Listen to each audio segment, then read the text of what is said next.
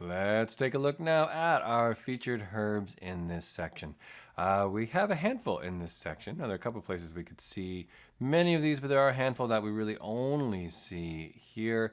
Burdock is not one of them. Burdock obviously is one that we see in a lot of places, but because I like it so much and because I just thought it was time we saw it again, we're going to review it here. Alterative, hepatic, mild laxative, nutritive. You can eat this. It's usually called gobo. You can get it in a lot of Asian grocery stores. I've had it. It's nice. It's just a great root veg. I've also harvested it and roasted it over an open fire. Also delicious. So sweet. That's something that I don't think it does say on here, but it's also sweet in nature. Now that's interesting because it is not bitter. You will see in a lot of herb books that it is listed as bitter. It is not bitter, it's sweet. And sometimes people think, so the reason that is people think hepatics are almost always bitter. They almost always are bitter, that's true. This is one of the few hepatics, or a couple, that is sweet. And that tells us that it also, anything that is sweet, spoonful of sugar makes the medicine go down.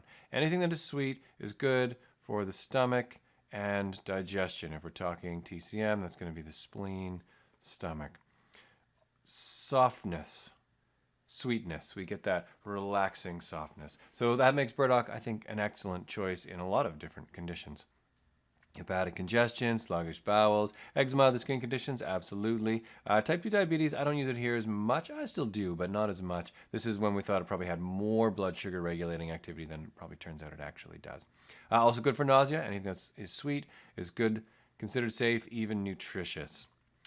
And guess what? It's very abundant. If you don't know what burdock looks like, you'll see it in a second, but we see it all over the place. It's too bad we can't use the leaves because it makes huge leaves. I think they're maybe mildly toxic, but we don't use them medicinally. It's the root that we use. Great herb. Let's take a look at it. Here we go, burdock. So this is great because we've got, if you don't remember, sometimes it was called beggar's buttons. You can take these and you can, stick them to your clothes. So if I didn't have buttons on my jacket here, you could put them down one side and then pull this over and it would actually hold it together. This, of course, is, like everybody knows this, where the idea for Velcro came from. The little hooks that are here are exactly the same concept as the ones that are used in Velcro. So that's how it gets around. It attaches to an animal, it moves around. This, though, is more likely what you're going to use because this is the root. Now this is a long taproot. It goes down as hopefully you remember about taproots. You want to harvest these either in the spring or the late fall. I personally favor the fall. In this case, it would have to be the fall of a first-year plant because burdock is a biennial, makes a basal rosette the first year, and then if you do see a flower, that's the plant's last year. And so once a plant is flowered, the root usually is less potent, especially in a biennial, puts all of its remaining energy into making its flowers and making its seeds, and the root often gets, sometimes they use the word mealy, or it's just kind of like flaccid. There's just not a lot of vitality left in it. So if you want to harvest burdock, which is great to do, and certainly we're not on a shortage of burdock. I wouldn't, decimate a whole patch of it, but, you can fairly comfortably harvest burdock at the end of year one. So that rosette is out. And then some people say after the first frost is the best time to do it. It's probably true. Some people like to get in a couple of frosts. Then you dig it up, and then you get a really nice hardy root. This is what it looks like as a root. Usually we'll see it cut up. Yeah, we don't see any of the other further pictures here. Often it's just what we call cut and sifted. So they'll take the root, they'll run it through a machine, and they'll just grind it up. I've done it, and it gives you lots of little chunks on the other side. So that is our burdock.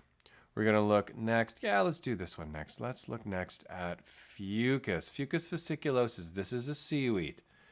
This is really only a handful of seaweeds that we use, but this is a seaweed. This just, I can like taste this and smell this whenever I see it because so much of my youth, I guess, was near the ocean. I grew up on the East Coast, and there's tons of this on the East Coast. It's everywhere. Obviously by the water. It's not off the water. But you can go down, you can pick it, you can eat it. I don't think you'd want to eat too much of it. It's very salty because it's usually still in the salt water. But you can eat it. I would say it's fairly tasty. It's fairly chewy. Bladder rack, these little things are filled with air. So we have high tides on the East Coast. When the tide comes in, the plant goes up, and when the tide goes out, the plant goes down. It is used as mostly a source of iodine. Here it is, iodine in here. Actually has a lot of mucilage. It's a very slimy plant, which I actually think probably we should use it more because it's very abundant.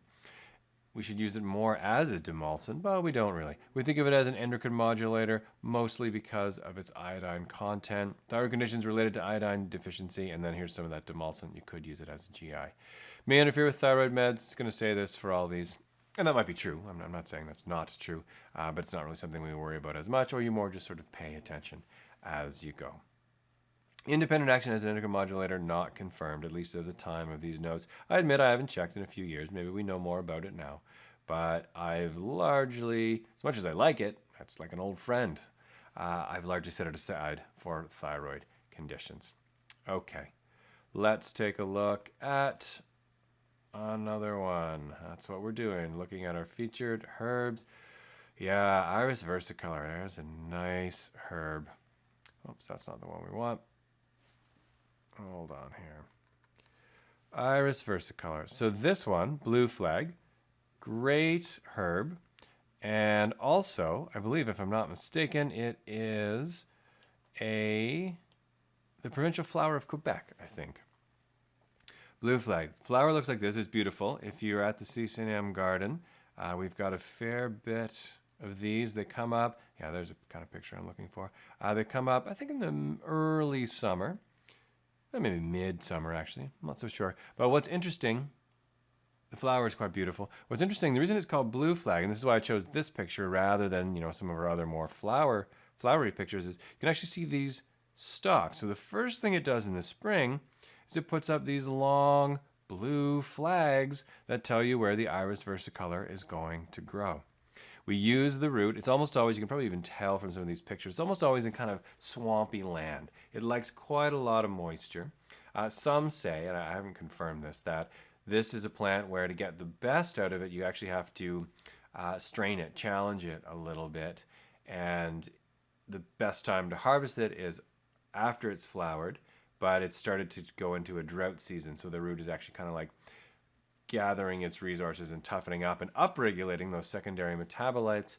In this case, I believe they're iridins, to help preserve its longevity. So some people say that. I think most of the time we don't really worry too much about when it's harvested, but it probably is more potent in those times. Herbalists would have all kinds of opinions on that. It's kind of like, as I said that phrase, I could hear a herbalist saying like, you think that's important? No way, that's so important. We don't really know. And again, I can hear the herbalist being like, yes, we do. It's very difficult in all of botanical medicine. I hadn't planned on doing this a little bit, but it's very difficult because in all of botanical medicine, we have a lot of strong characters, a lot of strong opinions, and they're valid, and there's, history of traditional use, and all those things are great. There's so much we don't know. There's so much that we think we know, but we haven't confirmed, and there's certainly a handful of things that we thought we knew, and then when we looked into them, they really weren't accurate. So I like to try to share some of the things that we think we know, but not to become attached to them, or certainly not to pass them on as fact. I try to be as responsible as I can in botanical medicine, because there are large areas where we really just don't know. So maybe, probably, it's better if you strain blue flag, but it seems to do a pretty good job anyway. There's our blue flag. Let's look now at barberry. This one, some of you will recognize. This one's very popular in Persian cooking, particularly the berry. It's pretty tasty. The leaves actually are about equally tasty. The berries are obviously nicer looking, but that's it. That's a great picture. So that's our barberry, Berberis vulgaris. And you can eat the berries, you can even eat the leaves. The nice thing about this herb, so this one's often, if you probably even remember from certain versions of the quiz in the last module, this is often a substitute for golden seal, Hydrastis canadensis, because they both contain berberine. Hydrastis contains hydrastine and has some other properties, but berberine, which is one of the main constituents and actually one of the better research constituents that we know, is quite high in this herb. Here's the difference. Hydrastis takes years to grow. It's very difficult to grow. Small root. You really have to almost coax it to not die. It's hard to make that herb not die. Versus Barberry, where you can see from a picture like this, in some places, it just grows in such abundance. In fact, in southern Ontario, it's classified as an invasive species that if you are a farmer that owns land, you're supposed to go and pull it out. Here's the great thing about it. It's not always this red. These are kind of the I guess more ceremonial pictures. Often that's probably the most realistic picture of it, especially if it doesn't get, this one probably does get a lot of sun. So if it doesn't get full sun, the leaves tend to stay fairly green. So the nice thing about this one is you can use almost all of this plant. If you do strip off the leaves, it has a little, it's called barberry for a reason. It does have little thorns in there, so you definitely have to wear gloves if you're harvesting this. But if you break open one of the, not the leaves, but even just one of the branches, you'll see that it's very yellow. If you bite into it, you can taste the berberine.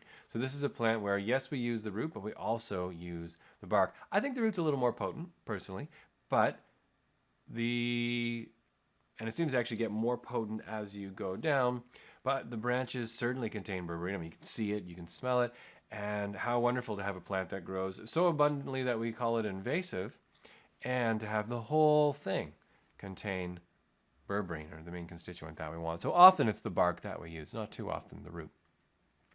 Let's take a look. I think we probably said most of what we need to say about it, but let's take a look at barberry, see if there's anything else I want to add. There it is, Berberis vulgaris. Isquinoline alkaloids, sure, that's our berberine. Does have some hydrastine in it. That's a little debatable how much it has, but berberine's the main constituent we get from it. Definitely a cholagogue, definitely antimicrobial, bitter, hepatic, anti-inflammatory to some degree, endocrine modulator, insulin.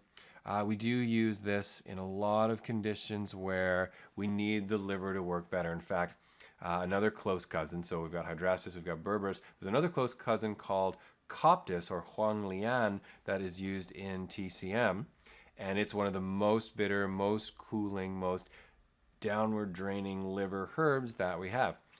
In fact, it's very bitter, much like hydrastis. If you've tasted that, it has that same very bitter, kind of unpleasant taste. So that's another herb you could also use as a berberine-containing substitute. But all of these herbs are quite bitter, and we do use them for promoting flow through the liver, clearing liver qi stagnation, liver blood stasis, say it as you will. We use these herbs as such. Okay, let's take a look at another herb. I think we've got maybe one or two left. Let's look at yellow dock.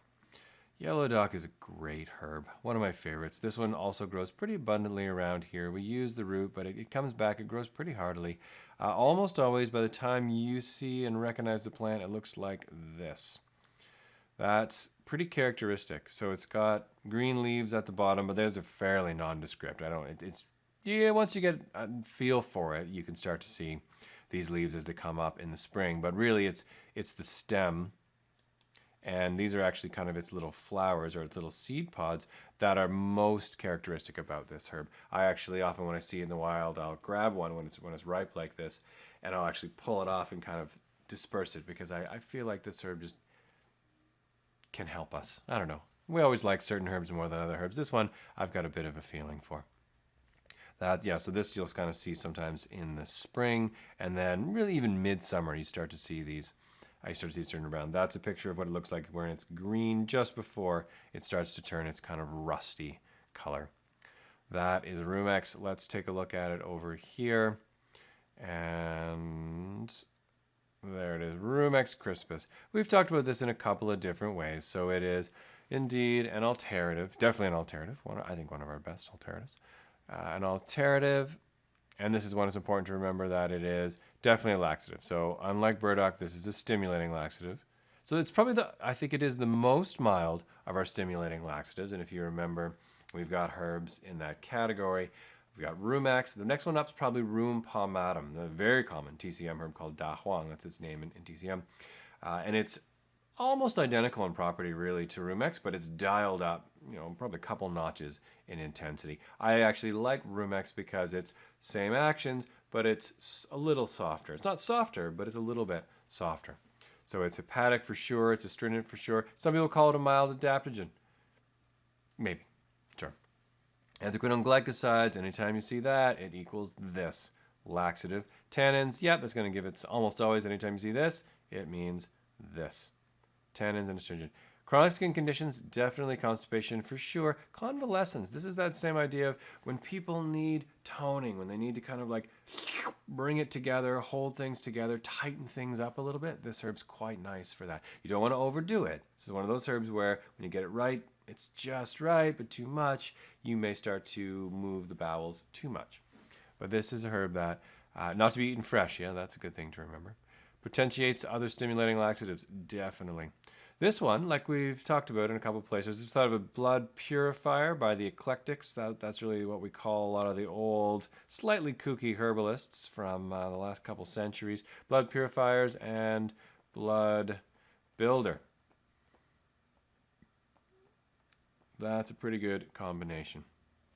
There you go. So there's our rheum palmatum. That's the next step up. Then we've got a couple different rhamnus species. Those are the berries that we saw. Those are very potent laxatives. We saw those on our herb walks.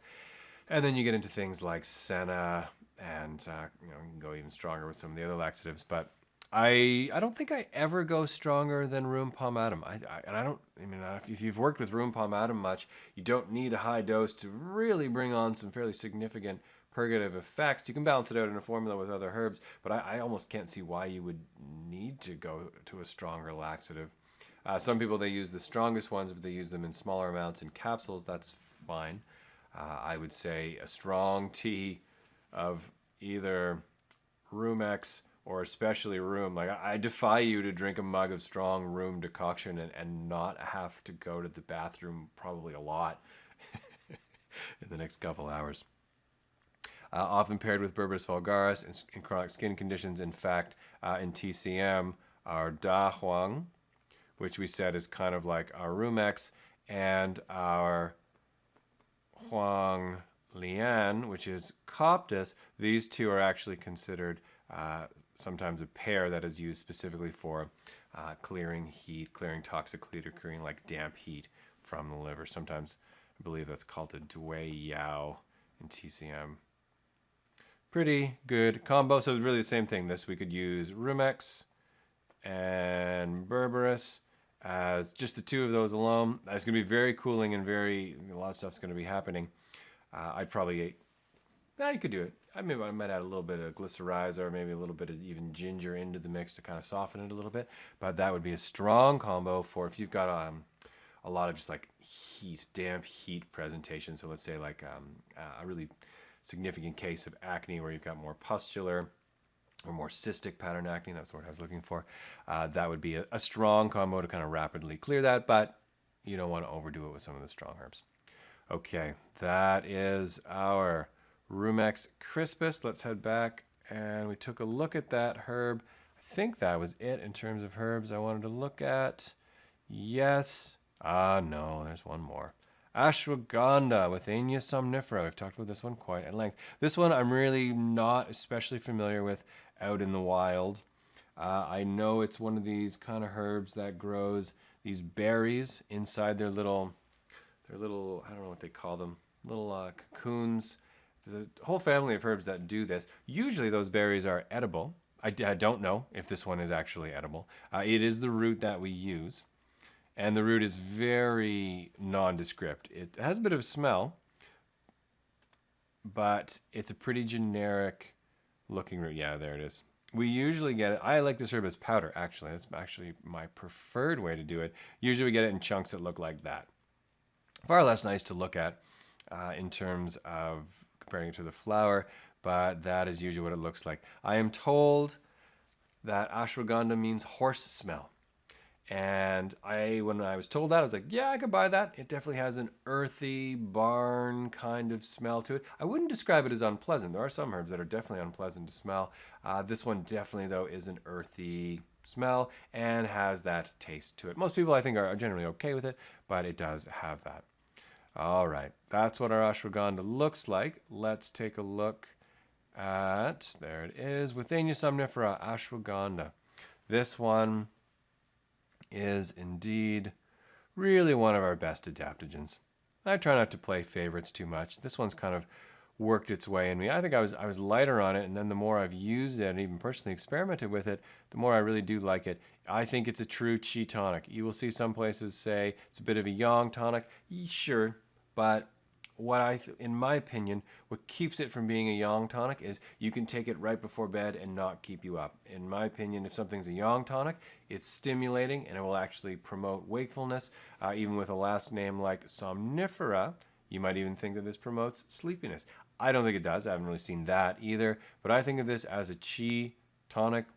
I have yet to see someone overstimulated by ashwagandha. Sure, it's possible. Anything can happen. But I think of ashwagandha as one of our safest and most effective adaptogens, qi tonics. Immune modulator, maybe. Anti-inflammatory, I don't know so much about that. Nootropic, sure. Yeah, I can believe that. I don't know that it's so much an acute nootropic, but I would certainly suggest that it is indeed a nootropic over days. So I don't know if on the first day if you'll notice it, but I think if you continue to take it, because it's really just a qi tonic.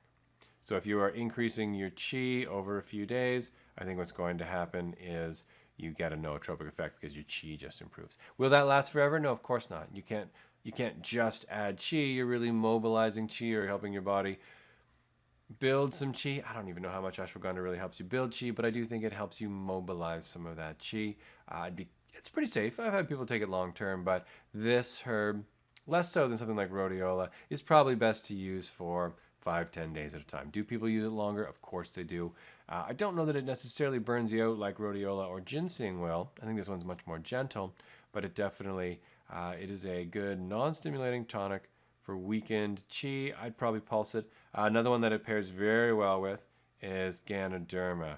This one is also a very common qi and kind of almost a deeper level qi tonic. This would be like ashwagandha, one level down, one level closer to the source. That's our Ganoderma species, or sometimes Lingzhi. Luthro, this is the one we talked about earlier. This one is also considered a qi tonic, and I would say the actions of these two are very similar. Okay, that wraps up our featured herbs in our hypothyroid section.